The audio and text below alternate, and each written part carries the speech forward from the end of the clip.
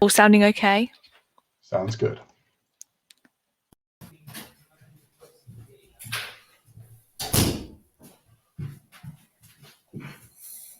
Development at scale. Ian, Molly, over to you. Brilliant. Thank you so much, Don. It's really, really wonderful to be here. So, we're going to get started. And as Don has just very quite rightly said, this is a topic that's at the top of the agenda for many learning and development and people professionals at the moment, which is providing your workforce with effective and personalised coaching and skills development, but being able to do it at scale. So today we're going to explore whether AI really is able to offer the solution to that challenge and hopefully tackle some of the key questions that you might have. And so before we properly get started, I'm just going to give you a brief introduction. My name is Molly Courtice and I'm a performance consultant at Saffron Interactive. And I really do have a passion for delivering genuine business improvement and using digital technology to help. I'm just going to jump in. Marika has asked if you could move the mic a bit further down. Oh, we're getting explosives. Carry on. Is that better? You might need to just turn up your volume a bit or move the mic up a bit. Move my mic up a little bit. Is that better? Carry on. Is that better? Are you fine. Hearing? Is that okay? That's fine. Carry on. We don't want explosives. Carry on. Okay.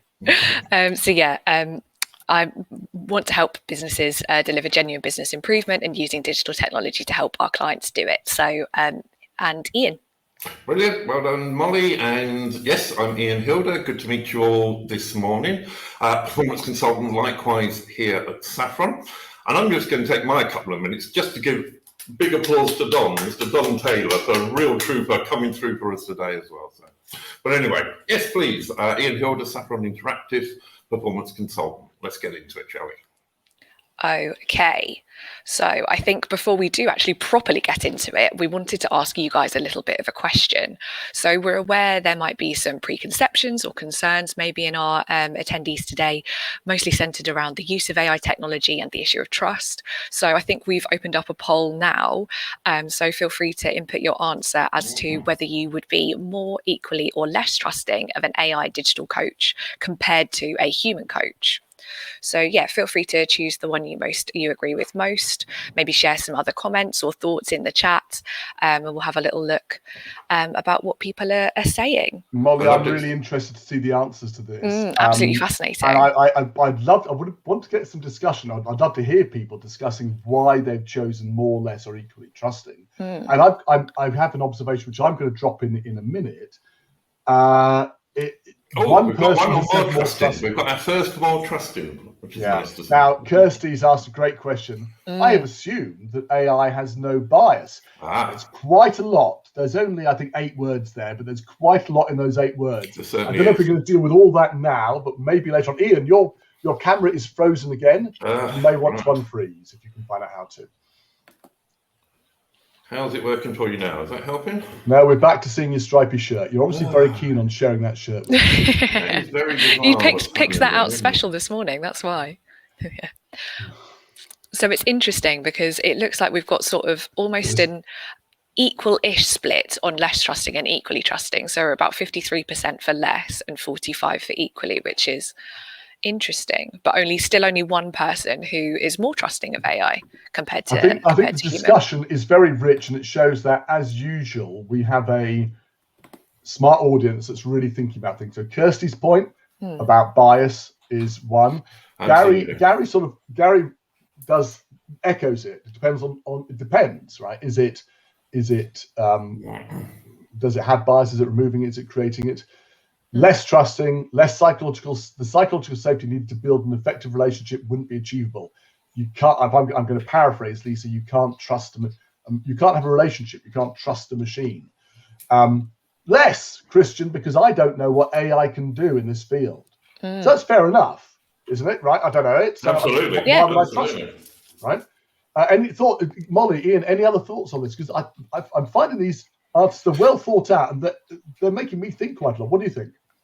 No, absolutely, and it kind of a results we were expecting. I'm guessing it was the less trusting, the equally trusting sort of things. And you're absolutely right, Don, picking up on the comment there about bias and indeed the objectivity that I noticed somebody was mentioning there as we were working through. And very much, yeah, and in truth, kind of love to actually pick up on some of those themes now if we sort of move along. Have you got my camera yet, by the way? I'm just sort of, or are you? You're still frozen, Ian, but let's just push on. Yeah, let's get on with it and things. So, but yeah, okay. So thank you for your responses there, and you kind of actually anticipated where we were going from it on this one. In that, our very first sort of point, in terms of I'd like to actually answer is. You're right, and I'll be honest with you, my first reaction to almost any technology, let's think about it at a sort of generic level, not necessarily AI for coaching, but almost any technology, when something new comes along, we have that immediate, oh, I'm not so sure about this. And there is a lot of bias within ourselves. You know, there is a well-studied phenomena of various cognitive biases. Apparently there's 170 of them in total. But within this sort of context, there is the status quo bias, and it's got good evolutionary sort of reasons because change potentially was danger. You know, when we're running around in savannah, well, no, hold on, I'm going to stay up this tree. That's okay if I can stay there, please, because I know where I'm at. I'm in a nice enclosed environment. I don't know what's coming. So there is within us this natural sort of fear of the unknown, and that's a subconscious thing. And I think what actually happens with any new sort of technologies is that there is that little bit of, I'm not so sure about this. And then we kind of rationalize some of those biases. It's good to sort of bring those out into the open, because I believe that what we really need to do is to identify some of these as we're moving forward with technologies, and AI is no different. And AI in particular is one that there is this concern around dehumanization. So I think that came up a little bit in chats as well, is that can we get the personal relationships that we potentially can with one-to-one coaching? And I'm going to come back to that one a little bit later, because I do want to address that specifically around AI coaching. But I'd make the sort of generic point here that what technology actually enables us to do is move beyond, because if we actually think about being able to have a human contact on virtually everything, have a human do everything for us, well, we're back to the days of Downton Abbey in that sense, you know. So in that sense, it was very sort of privileged few. But the arc of technological development has actually enabled us to move forward and basically across the board have a better standard of living. But absolutely, we need to be conscious of that we don't go into this weird dystopian world that we'll see in the movies, but we're not losing that humanization touch throughout. So we need to keep that balance, very definitely see that as part of the use of AI. And another part, and I think this came up again a little bit in some of the chat, is distrust potentially. So here I'm potentially sort of talking about the use of the data. So if we start using AI, well, what's going to happen to all of that data, and can we actually sort of trust that it's not the big brother sort of environment? And again, absolutely need to bear that in mind. But the story of all sort of technological development, and to move along, you'll probably be familiar with this technology adoption curve. The story for a lot of these things is that there is that fear of change, initially of, well, not quite so sure. So we then have our innovators and the tech enthusiasts who are beginning to bring things forward. And we then have to move into the early adopter sort of stage when we're actually addressing those sort of issues, the dehumanization, the distrust, and whatever else. So actually we can then start seeing the benefits. And I think we're at that sort of stage. We're on the first step of that uphill curve in green there, where we're beginning to adopt digital and AI technologies within L&D generally. We've been there for a little while now, but within coaching specifically. And I think what's going to move us into that and move us up there is when we actually start grasping the benefits. And this is the story of a lot of technologies, you know, so I mean, smartphones, Amazon, even what we're doing here today, when it's working and you can see my video and you haven't just got my stomach up on the step. But even using these sort of technologies, initially there's a lot, well, I'm not so sure about that. That's not what I've seen before. But over time, you see the benefits and it becomes the norm. It becomes the norm. And you don't even think of it as being a new technology. So I think we're at the start of that uphill curve in the green there. And it is now this sort of stage that the visionaries were in that position to move forward and, start really driving the industry, seeing the benefits. Benefits are going to be key. So I want to hand back to Molly now to talk about the benefits of coaching. And then I'm going to come back and I'll join you a little bit later so I can actually talk about how we can then use the AI to expand those benefits to a wider audience. So back to you, Molly. Brilliant. Thank you very much, Ian. So, as Ian just said, we've flagged up some of the concerns that you might have about AI, but why might we actually even need its help to coach our people? Sort of what is the wider skills challenge that we're facing at the moment? Now, at this point, I'm probably preaching to the choir and we are all very much aware of the skills gap. But in short, the rapidly changing world of work is meaning that the number of skills required for a single job is actually increasing by 10% year on year. So many businesses are finding themselves missing the vital resources that they need in order to grow and innovate and keep moving. So in an attempt to plug those short-term skills gaps, companies are spending in excess of £6.6 billion per year on recruitment. But something's not working there because the gap is continuing to widen. And that's because the skills available in the labour market cannot meet the demand that businesses need. So I think what we've noticed is that businesses need to adapt from a purely hiring and recruitment strategy to actually pivoting to prioritising that upskilling and reskilling their existing workforce. So what we really need to do is in our organisations is embed that learning culture and coaching culture that's built to allow the employees that time and opportunity to develop those skills. But what's key is the ability to accelerate that process. So how can we do that and how can we keep ahead of the curve? So surprise, surprise, coaching can help, that's for certain, but to what degree? So there's actually a direct link between the organisations who embed that successful coaching culture and those who cite a tangible acceleration of the upskilling and reskilling process. And actually 67% of HR leaders actually do strongly agree that coaching has a direct correlation towards improved workplace performance. And not only that, coaching can actually directly support an individual's ability to both acquire new skills and improve their existing ones, and also enhance their ability to adapt to any change that they may experience in their job role, in the market, anything. So all of those things mean that that coaching is going to help your business thrive and not just survive. So if we're looking to solve the skills challenge, then perhaps embedding a coaching culture is the answer. But like with many things in life, that is easier said than done. So again, I'd like to get some input from you guys and get you involved. So if you don't mind sharing and sort of inputting your thoughts in the chat, does your organisation currently have a coaching strategy in place? I think there should be a sort of text box that's available for you to input your answer in. People are starting to chat straight away. I have to apologise because earlier, Stephen, when you said Ian, let's move on, and I moved on from the previous exercise of the poll, just as Stephen was typing something, and I cut him off. So please feel free to type in this box, and if I will give you a good warning before I am going to move on to the next layout. Interestingly, I've been following the chat as well. We're going to have a good conversation at the end, no question about it. Yeah. We've already excited Ian, Molly, an awful lot of really great thinking here. Yeah. Okay, so do you have a coaching strategy in place? Yes, Malika says we're rolling out SL. Yeah, I was trying to read that. SL2, is it? SL? I'm not sure. Malika, if you could tell us what that is globally. Senior leadership, perhaps? Yeah. Well, could be. Very good. Situational leadership. Nearly. One out of two ain't bad. Thank you.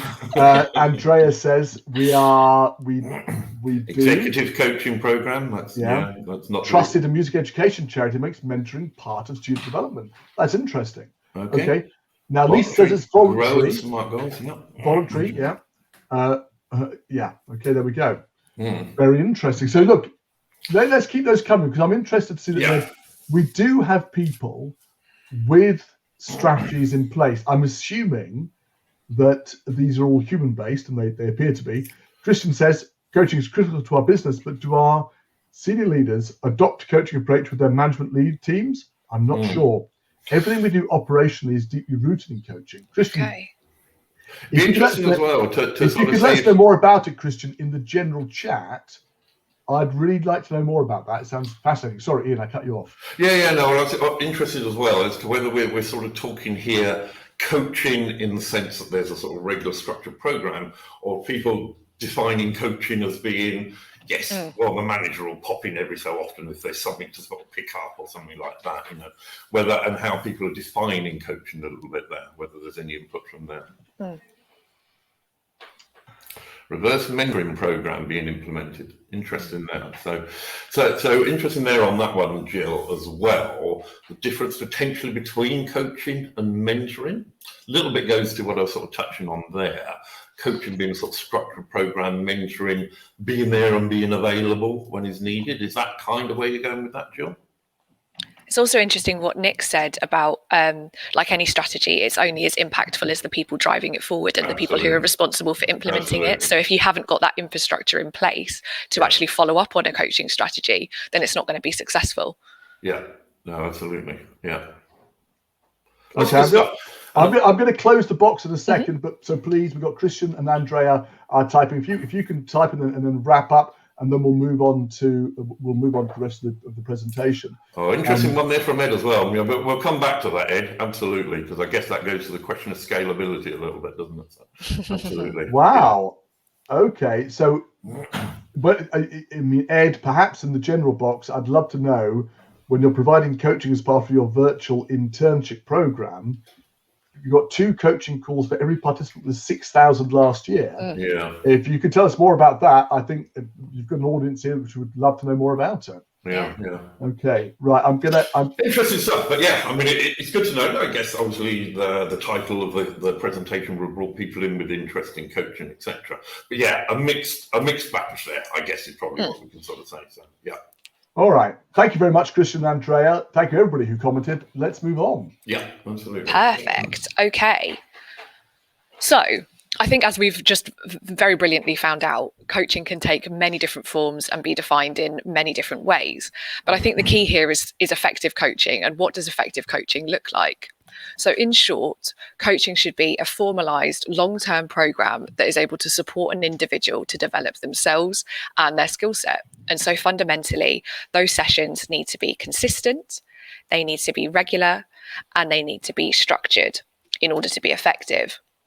And so what that doesn't really mean is just ad hoc guidance or support sessions once in a blue moon or squeezed into every quarter. They really do need to be purposeful, and they need to aim to encourage improvement through reflective feedback. And so, as Ian, I think, alluded to just before, often these sessions are delivered by an external professional. However, in many organisations, the word coach is actually synonymous with line manager, because actually in a reported 90% of organisations, line managers are expected to act as informal coaches and steer employees in the right direction. And it's often only the leadership suite that have access to those external coaching sessions due to the hefty price tag. But I think the key is the ability to scale that and extend that further, because as line managers do attempt to straddle that role between coach and manager, perhaps without any formal training, current provision often isn't perfect and doesn't cut the mustard. And that's absolutely not to say that a manager cannot be a fantastic coach. It's just that perhaps the culture and their own skill set isn't optimized to deliver that full coaching experience. So let's move on maybe to some of the benefits of coaching and why it can offer a solution to resolving the skills challenge. So coaching in the workplace has numerous tangible benefits for both the individual and the organisation as a whole. An investment in coaching can actually also help to companies to retain key skill sets within the workforce. So 93% of millennials state that an organizational commitment to development is integral to their tendency to remain with a company long term. And so by using coaching as a method of providing those development opportunities, employees can actually encourage individuals to stay with the company up to 2 times longer. So I think the official stat is 5.4 years with a company as opposed to an average of 2.9. And so on top of the ability to acquire new skills and improve existing ones that I mentioned earlier, there's also data that has shown that coaching can bring about a 53% increase in productivity, 61% increase in job satisfaction, and a 48% increase in organizational strength. So I think what all of those statistics kind of show is that there really is no time to wait. But the question is, if we know coaching is so great and it really does offer a solution to all of these things, why can't we currently use it to upskill at scale? So there's likely to be some barriers in your way that we will need to navigate. So before we go any further, I'd like to hear from you again. Earlier, we asked you who had a coaching strategy in place and who didn't. So if you don't have one, what do you think is a barrier that's stopping you? And for those of you who maybe already do have a coaching strategy in place, maybe what are some of the limitations that you experience with your current coaching delivery? So I think a text box should have opened up for you there to share your thoughts. It has, and people are typing away again, I can see. Yeah. Nick and Steve. It's very interesting. Yeah, people. By the way, I knew that there was an explosion. There'd been an explosion of coaches recently in the Netherlands, and Malika has absolutely confirmed that. Oh yes, life coaches, career coaches, mindset coaches, food coaches. Everybody's a coach.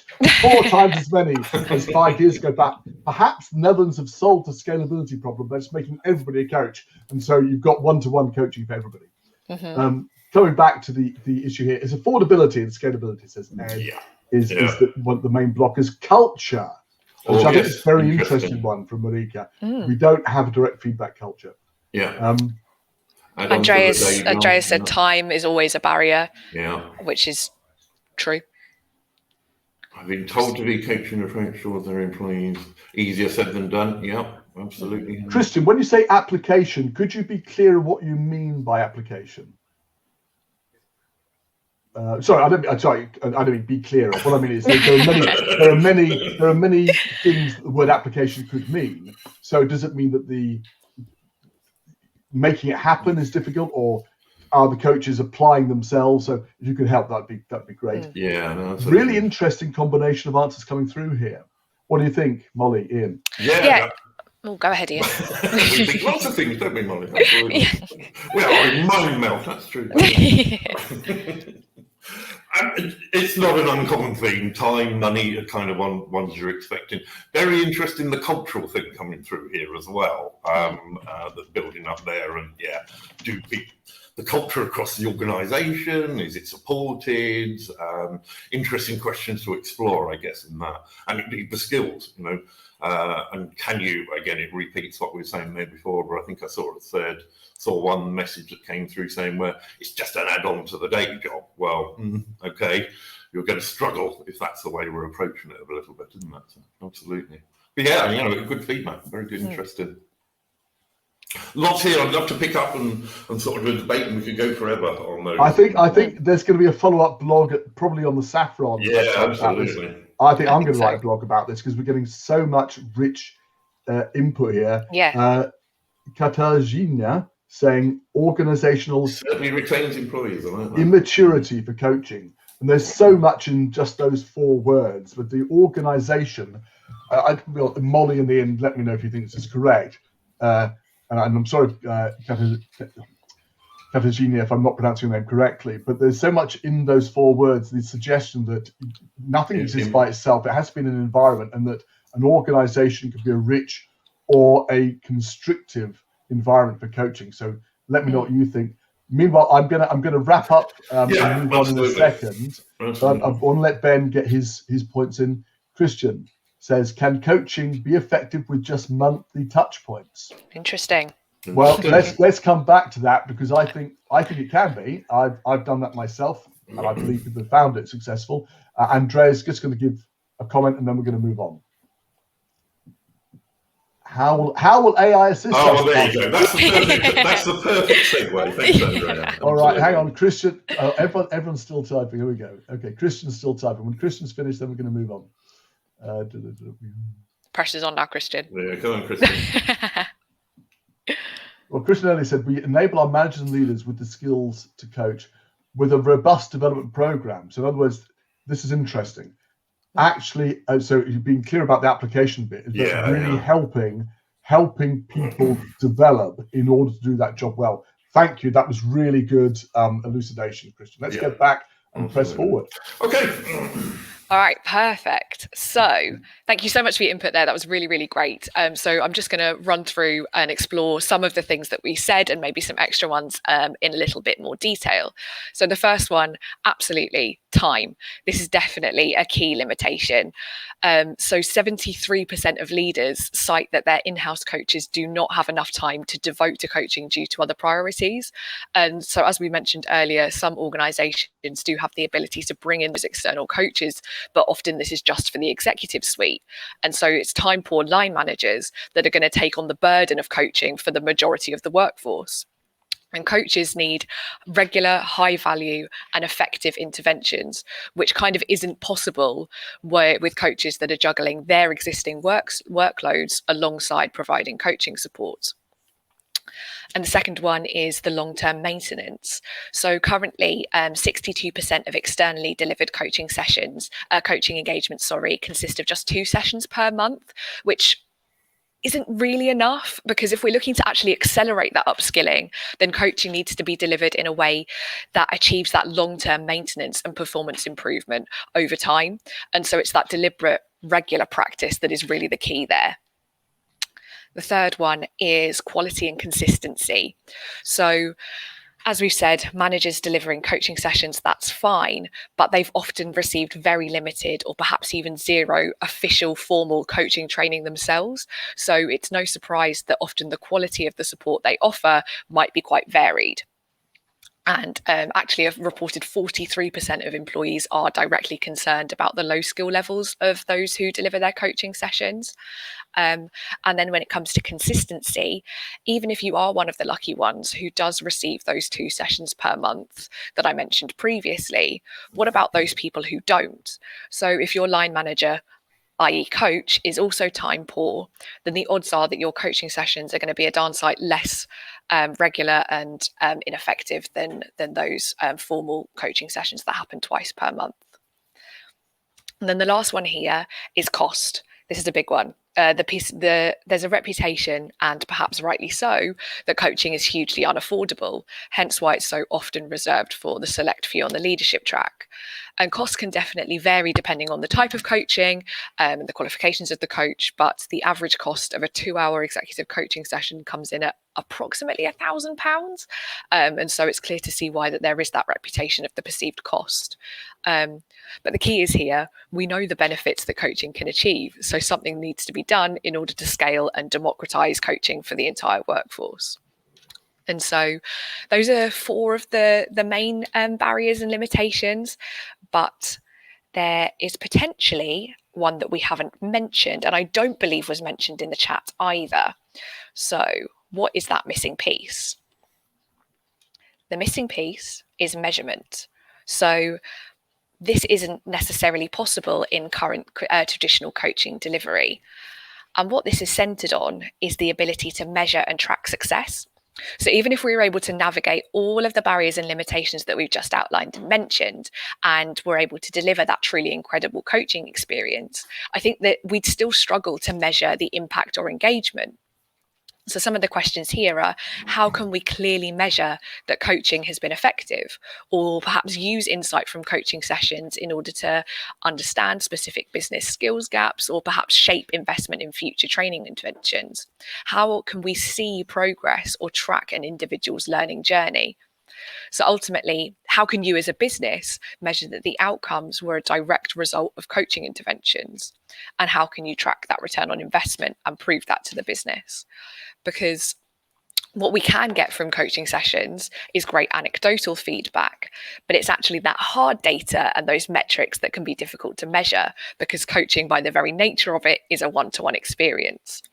And so the digital approach to coaching might just be the solution. And I'm now going to hand you back to Ian, who I believe is going to delve a little bit deeper into how digital might be able to help.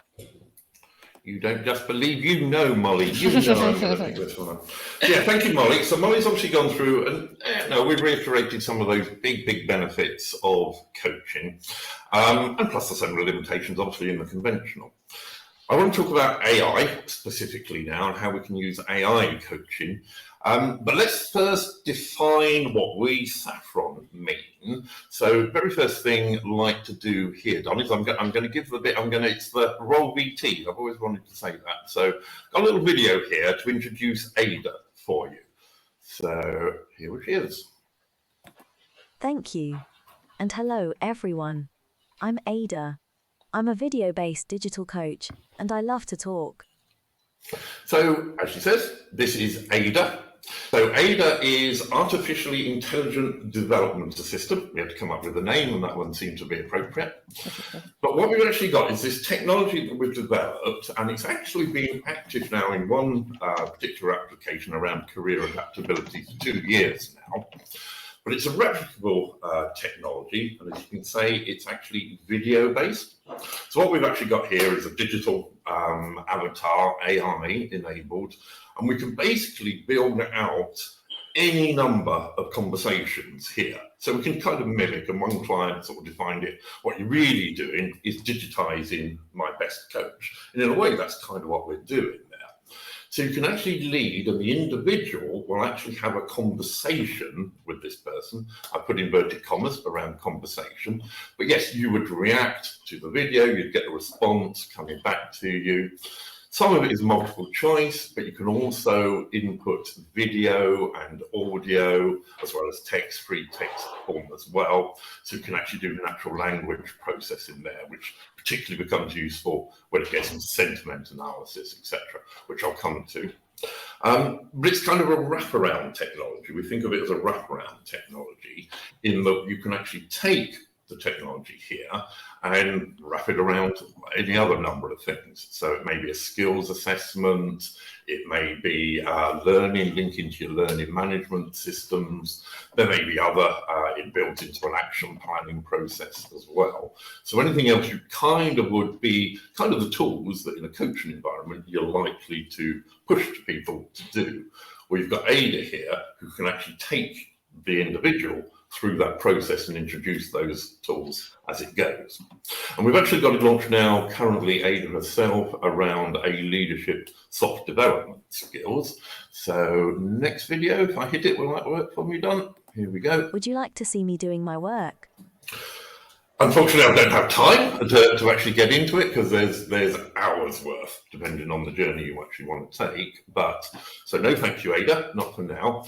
But open invitation to anybody here today. Do just sort of reach out. More than happy to set up a session and actually take you through what Ada's doing, but also explore. As I say, she can be bespoke, she can be customized in any number of different sort of ways and explore some potentialities of different applications.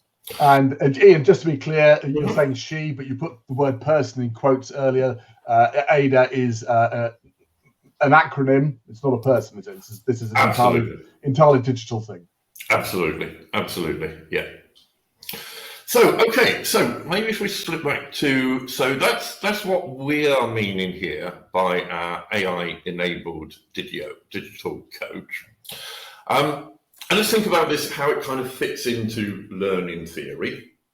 So we've got the coach who is doing that coaching journey.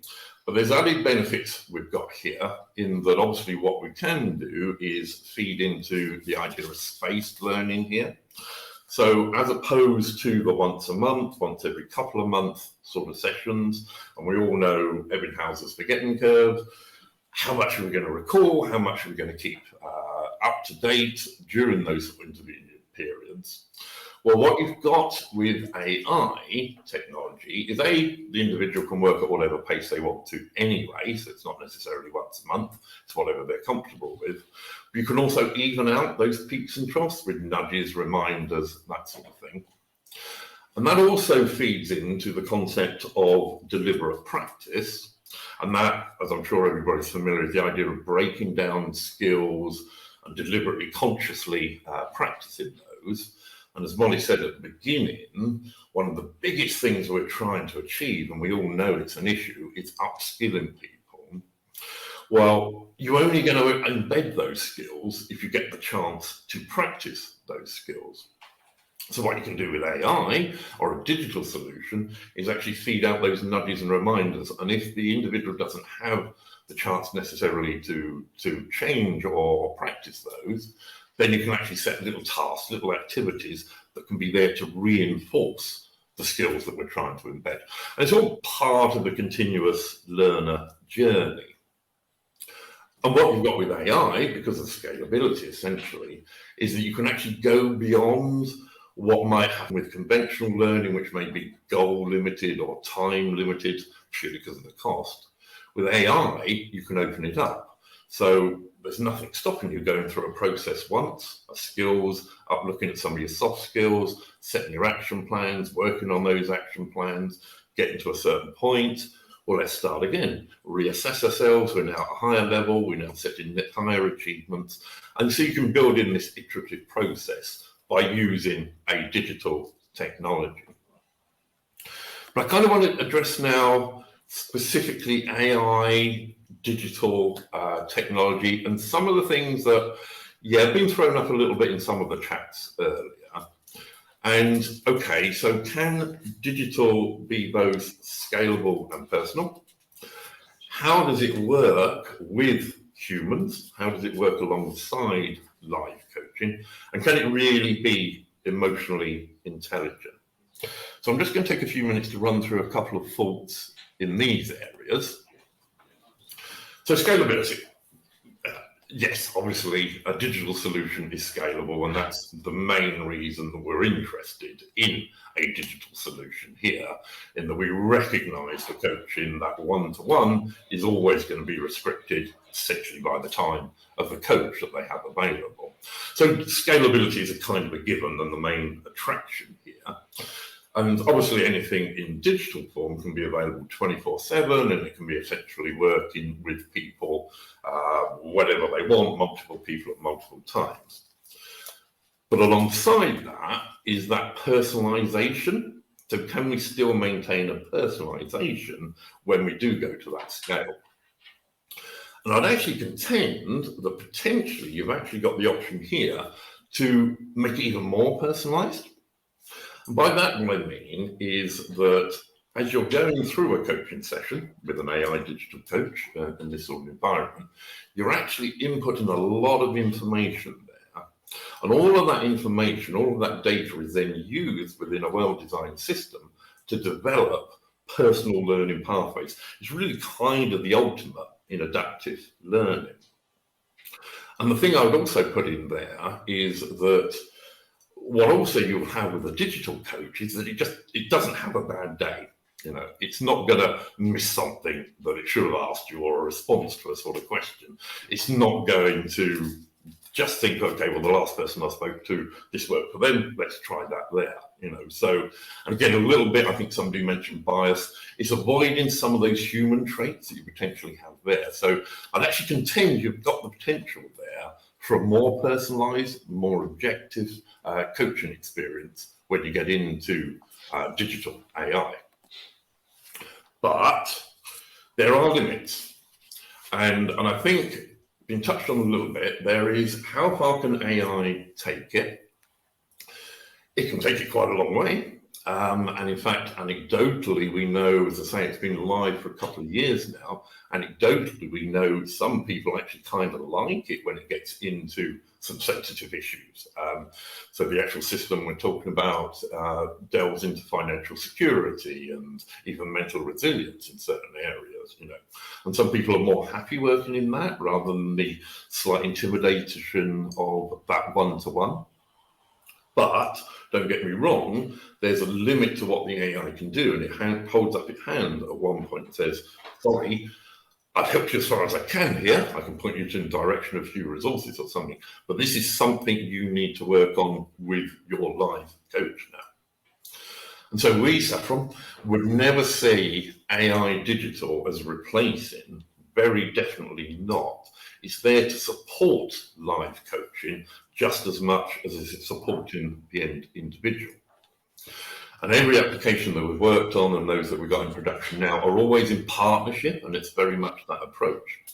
So you've got the live coach who's handling however many people they've got. But what the AI does very neatly is take away a lot of the legwork, so take away a lot of the routine sort of stuff, so that you haven't got to go through that when you come to those sessions and take up time there. Because all of that insight is then available to that live coach, so that they can then know what people have been doing, or indeed what they haven't been doing, so that they can prep for the next meeting and intervention. To compound some of the issues we've had, Ian's microphone seems to have dropped off. Molly, are you able to step in and pretend to be Ian for the last 5 minutes? I can get Ian to come and take my seat if that would be helpful. Let's do that. 1 second, let me just grab him and we'll keep going. In the meantime, while we're doing this shuffling around of people, and goodness knows, we spend a lot of time trying to get the technology right for these events, and sometimes it seems the fates are against us. It is fascinating. You've been delivering some great thoughts. A lot of questions coming through. I really want to push through to the end so we can get Molly and Ian to be answering some of these questions at the end. Ian, are you there? Am I here? You are there. Go. Excellent. So apologies there, you lost me. I was in such a full flow. I was doing well there. My point really being here is that what we're talking about is AI being used in balance with the live coach. I didn't know exactly when you sort of lost me. But so what it's doing is taking away the legwork, a lot of that routine stuff. You're not having to take up time going through those sort of things in a live coaching period.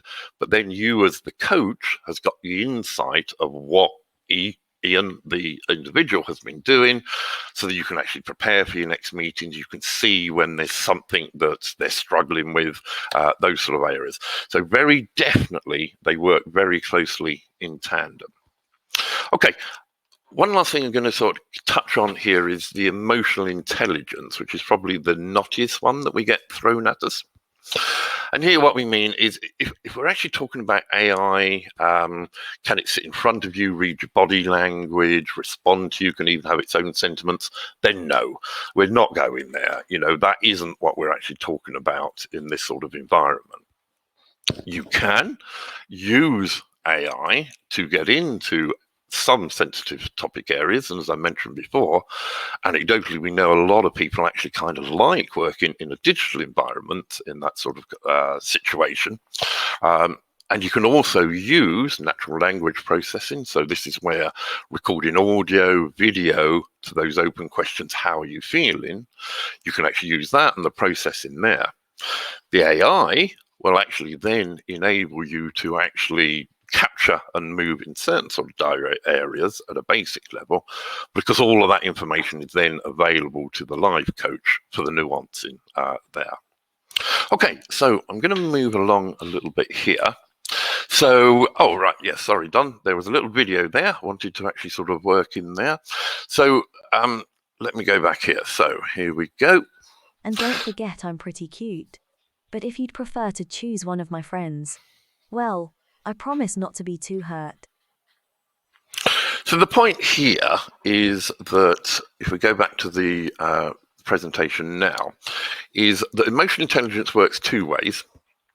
So as well as the actual AI having some recognition and capability for engaging emotionally, as I described, but it's actually also about getting the individual to engage with the process as well. And we all know that as L&D professionals anyway, that if we can get people engaged at an emotional level, they're going to reflect and they're going to work better within the system. So, you know, so you use self-reflection, you've got the IKEA effect, people actually putting effort in getting more reward out of it. But here, the example here being that what you've got with digital as well is the capability to swap in and out. We're not necessarily Ada that we've had here on screen will be different in all sorts of different environments depending on the cohort. And because it's relatively simple to sort of move in and swap in and out, you can actually build out. So you've got the capability for individuals to choose their own mentor at that sort. Sorry, their own coach. I should stress that, coach rather than mentor at that point. So anyway, so you can get them engagement there. Now, conscious of time, and I do want to get into some of the questions. So one last thing I want to sort of bring it back full circle to what Molly was talking about was that measurement. Now, as I mentioned, we've had one particular application out there for 2 years or so, 6 months or so evaluation and number of users, number of action plans, actions completed. That's all kind of hard data, which potentially from the conventional learning, conventional mentoring coaching system, you will actually get and be able to capture, but it'd be a hard administrative sort of process. But you've also got built into the system itself soft data potential there.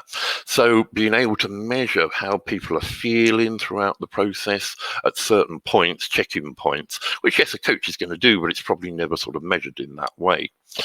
And those in self become benchmarks so that competence, particularly picking that up. This is data from the application we got out there around career adaptability, where we actually see competence rising from the beginning at 36% up to 92%. Now that's at a certain sort of point through the process, and you're kind of expecting it to be high at that point, which is great to see, and it's kind of a validation that the system's working at that point, but it's also giving you the benchmark to say that, okay, we've got 92%, what about those other 8%? Those are going to be flags. So you've got both that hard and that soft data built into a good AI system that is going to give you a measure of ROI, but actually also going to give you better mentoring, coaching, I should try, better coaching as we work through the process.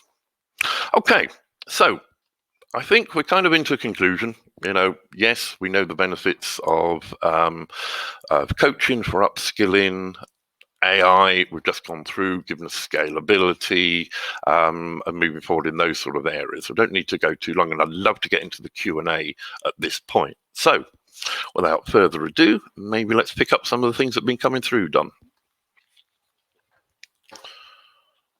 So much stuff has been coming through, and thank you so much for dealing with the technical issues as we press through the day there. Listen, on the left-hand side there, you've got a QR code you can scan to download the slides. You can download the slides from the link on the left-hand side as well. Lots of contact information there for Molly, Ian, and myself. And also, I'm going to just drop in the situational leadership stuff from Blanchard. That was raised during the course of this. That was something interesting, which I think people might want to know about. Let's press on with the questions. A lot of them, we may not get through all of them. No. One that was raised there, can people choose their own coach? And you just said, yes, they can, Ian. So that's Yep. at least fine. So much. I'm going to just go from the top, try to cover them all. If we can't, can you pick up the questions and answer them in the blog later on, perhaps? We definitely will, yeah, because as you can say, I'm now seeing the questions come through more than we're going to be able to get through now. Absolutely. I've got 6 minutes. Right. So Yeah, exactly. the key question here, and there's a theme coming through, more than one person answering it, but Stephen expresses it well. How does Ada react to the very personal issues the client may bring up? So I think you sort of touched on that earlier, Ian, but can you tell us more about that? Yeah, no, absolutely.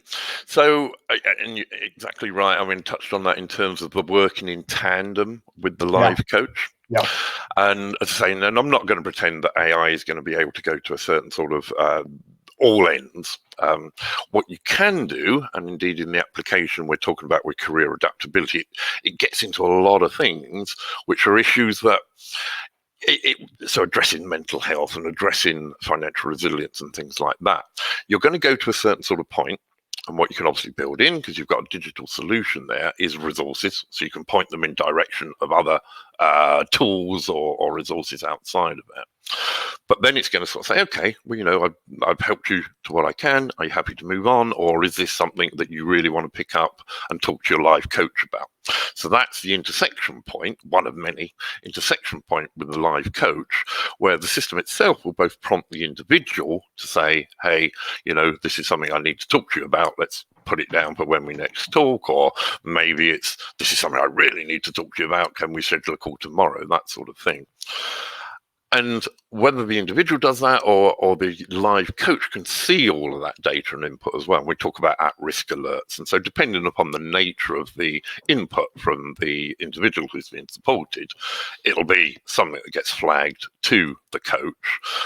And the point was there being as well, so as well as what might be input, it's also some things that aren't said, you know, so they haven't answered some questions, they haven't been in the system for a while as well. So you can do all that sort of data analysis, and these are just insights to feed to the live coach. So that's the intersection point, and very definitely the tandem, working in tandem with the live coach. And earlier when I talked about the idea that there were many ways in which AI could help coaching, this is what I was referring to, the fact that you can actually in some areas have coaching which is entirely done by machine. Absolutely. And of course entirely done by people, but in the middle we have this huge spectrum where people and machines are working together to do coaching. And I think you just explained very well. It's interesting because, yeah, I mean, that's what we've seen with this application that's been out there for a couple of years. 15-20% of people just happy and prefer to go through digital. Yeah. You've got down there probably similar number again, that sort of 15% market. Yeah, I'm just not going there sort of point. And then you've got that in between, and those are really, yeah, that's the intersection and the balance there, the blended approach. I'm going to just pick up on Stephen's point here as well. Now, the second one saying it could be argued that the aim of coaching, is not to define a specific learning path, but about getting the client to explore solutions from their own experience. If you coach people, you know, it's all about asking questions and so on. So taking that question, moving a little bit further, you mentioned the idea that this is the ultimate in adaptive learning earlier, but adaptive learning tends to focus on getting people through a course. Well, there is a fundamental difference, isn't there, between coaching and learning pathways as we normally understand them? Yeah, no, that's a very valid point. And it comes down to how far you take it in a sense. But ultimately, as you build out this sort of ecosystem, and what one of the big applications we're working on at the moment has sort of got Ada as the center point, but then is bringing in lots of different elements, both live and digital. So this is in the sort of sense that it's not a predefined in the sense that we're aiming to get somebody to a certain sort of point. It's very much an open architecture. That does depend, obviously, on how far you can actually put it and how far you've integrated, but there's nothing stopping you building the architecture that you do bring in lots of different sort of pathways over time. Maybe they take a little bit of time to link up, and maybe you have to do the sort of the live to make those linkages in the first sort of instance. But you can technically, there's nothing technically stopping you having that open-ended in the way you're talking there, Stephen. We are at time, basically. We've got 1 minute to go, and I can't start another question yet. There is plenty here. I'm going to make sure that I get the questions and also the great comments everyone put in and discussing the poll and other chats during the course of this over to Please do, because yeah, there's lots we'd love to follow up there, Don, and yeah, we will look to answer those questions. If you could answer those in a blog, that'd be superb. I'm going to just... Quick thing, sorry, Don, just to intersect, I just see Stephen there saying slides don't seem to be working. They are, Stephen. We have got it through, but don't worry if you haven't had the message saying it's come through. I know we've gotten it, and one of my colleagues will be following up very quickly. So to you, Stephen, and anybody else, if you're not immediately seeing them. I was going to ask you, do you want to just, Molly, Ian, have one? And I want to say thank you, by the way, to Nuri, director and head at Saffron Interactive, for doing a great job handling a great deal of the chat here. Thank you so much, Nuri. Molly, Ian, as we wrap up, do you want to just finish with anything briefly to summarize? Because we're just at the beginning, aren't we, of this? Absolutely. To summarize what you're excited about, what you think is happening here. Oh, it's exciting in truth, because I think today, and indeed we were at the Learning Technologies Autumn Forum last week, the amount of dialogue and interest that's actually coming up around this whole subject area. And I think we are. I mean, I showed that sort of technical adoption curve. We're on the foothills of that green, where we're all addressing these questions. We're beginning to grasp that now, and we don't have all the answers. And so to have this dialogue within the industry in general is fabulous, So that's one of my biggest observations today, and with the work we've been doing very recently. Molly's nodding away, but she hasn't actually been able to hear any of this, so it'd be really cruel to pass it over to Molly at this point to get her feedback. Molly, Ian, you broke the spell. I thought Molly was completely convinced and entranced. So thank you. Thank you both, Molly and Ian. Thank you also to everyone in the room. And thank you, Don, for struggling through with COVID and everything else, Don. Much appreciated. Actually, it's been a privilege, because I've been watching this field generally of the use of AI in coaching. I think it's got tremendous potential. There is also risk there, and I think people here really brought up some of the great risks that are inherent here. I'm convinced that I know that Saffron is a very responsible supplier. It's not going to do anything that's wrong or risky, and it's going to work well with people to produce ethically sound solutions. And I think I'm excited to watch what's going on. So thank you so much, Molly, Ian. Thank you, Nuri. Thank you, Saffron Interactive. And listen, the recording will be sent to you in a link coming to you by email tomorrow, and certainly be available from Monday at the Digital Hub. Thanks so much, everybody. Look forward to seeing you again in 2 weeks' time in the next Learning and Skills Group webinar. Molly, Ian, stick around for a moment. I'm just going to usher everybody out into the foyer. This will be far more civilized than the foyer in the Houses of Parliament.